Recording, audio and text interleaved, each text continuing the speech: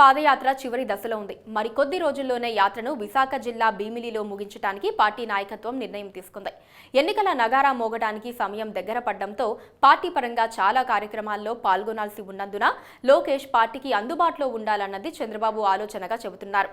ఉమ్మడి తూర్పుగోదావరి జిల్లా నుండి విశాఖ జిల్లాలో అడుగుపెట్టాల్సి ఉన్న యువగలం పాదయాత్రకు తన నియోజకవర్గంలో ఏర్పాట్లు చేయలేనంటూ మాజీ మంత్రి సీనియర్ నేత చేతులు ఎత్తేయటంతో లోకేష్ యాత్ర రూటు మారింది. తన కుమారుడికి టికెట్ ఇవ్వటం లేదన్న ఉక్రోషంతోనే మాజీ మంత్రి లోకేష్ యాత్రకు సహకరించటం లేదని పార్టీలో ప్రచారం జరుగుతోంది.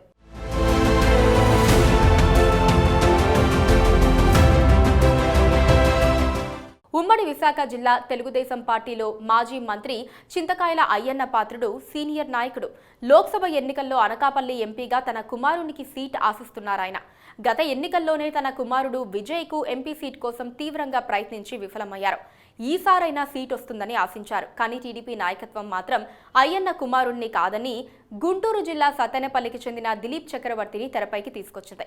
అనకాపల్లి ఎంపీగా వచ్చే ఎన్నికల్లో దిలీప్ చక్రవర్తి పోటీ చేస్తారనే సంకేతాలు పంపింది.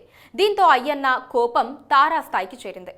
ఉత్తరాంధ్రలో లోకేష్ పాదయాత్ర ప్రవేశించే సమయంలో పాయకరావుపేట మీద నుంచి నర్సీపట్నం మీదుగా పాదయాత్ర చేయించాలని టీడీపీ అధిష్టానం రూట్ మ్యాప్ సిద్ధం చేసింది. రూరల్ నియోజకవర్గాలు చోడవరం, మాడుగుల, అనకాపల్లి మీదుగా పాదయాత్ర చేపట్టి విశాఖలో ముగించాలని నిర్ణయించింది. కానీ అయ్యన్న పాత్రుడు నారా లోకేష్ కు జలకిచ్చారు.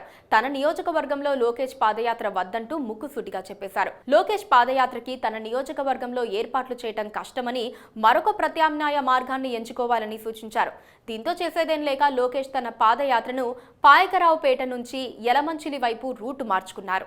తాము మొదటి నుంచి పార్టీకి సేవలందిస్తున్నామని, బీసీ నాయకుడిగా రాష్ట్ర వ్యాప్తంగా తనకు గుర్తింపుందని, తన కొడుకు విజయ్ ఇప్పటికే ఐటీడీపీ తరపున పనిచేస్తున్నాడని, అతనికి ఎంపీ సీట్ ఇస్తే వచ్చిన ఇబ్బందేంటని టీడీపీ అధిష్టానాన్ని ప్రశ్నిస్తున్నారు అయ్యన్న పాత్రుడు. పదవుల కోసం తాము పార్టీలు మారలేదని, గంటా శ్రీనివాసరావు లాగా ఏ పార్టీ అధికారంలో ఉంటే ఆ పార్టీలోకి వెళ్లలేదని గుర్తు చేస్తున్నారు. పార్టీకి కష్టకాలంలో కూడా అండగా నిలబడ్డామంటున్నారు.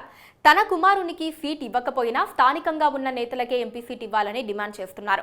పార్టీ కోసం తనలాగే ఎంతో మంది కష్టపడిన వారున్నారని, వారికి అనకాపల్లి ఎంపీ సీట్ ఇచ్చినా తనకు అభ్యంతరం లేదంటున్నారు. ఇప్పటికే ఉమ్మడి విశాఖ జిల్లా తెలుగుదేశం పార్టీ వలస నేతలతో నిండిపోయిందని అంటున్నారు.